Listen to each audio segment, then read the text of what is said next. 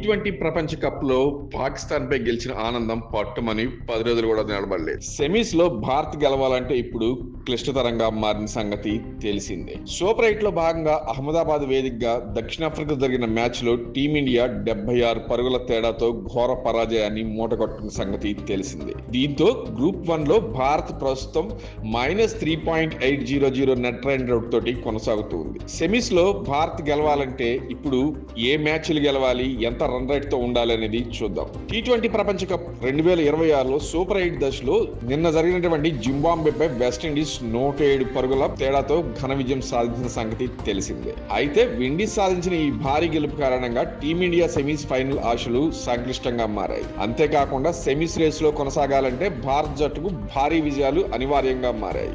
South ఆఫ్రికాలో జరిగిన match లో టీమిండియా 111 పరుగులకే ఆల్అౌట్ కావడంతో నెట్ రన్ రేట్ గణనీయంగా పడిపోయింది. ఇప్పుడు గ్రూప్ 1 లో భారత్ కి ఇంకా 2 కీలక మ్యాచ్లు మిగిలి ఉన్నాయి. ఆ మ్యాచ్ల్లో జింబాబ్వే, వెస్టిండీస్ తో భారత్ తలపడనుంది. టీమిండియా సెమీస్ కు చేరాలి అంటే ఈ మ్యాచ్ లో తప్పనిసరిగా గెలవడమే కాకుండా నెట్ రన్ రేట్ ను భారీగా మెరుగుపరుచుకోవాల్సిన అవసరం ఉంటుంది. తదుపరి మ్యాచ్ జింబాబ్వేతో ఉండటంతో టీమిండియా వ్యూహమంతా నెగిటివ్ లో ఉన్న నెట్ రన్ రేట్ ను పాజిటివ్ గా మార్చడం పైనే ఆధారపడి ఉంటుంది. భారత్ ముందుగా గనక బౌలింగ్ చేస్తే జింబాబ్వేను తక్కువ స్కోర్ కి కట్టడి చేసి లక్ష్యాన్ని అత్యంత వేగంగా ఛేదించాలి.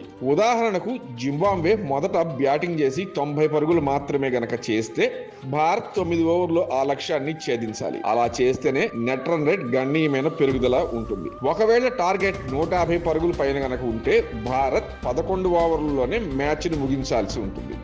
అలా కాకుండా టీమిండియా కనుక తొలుత బ్యాటింగ్ చేస్తే నెట్ రన్ రేట్ ను నెగిటివ్ నుంచి పాజిటివ్ గా మార్చుకోవడం చాలా కష్టం అవుతుంది.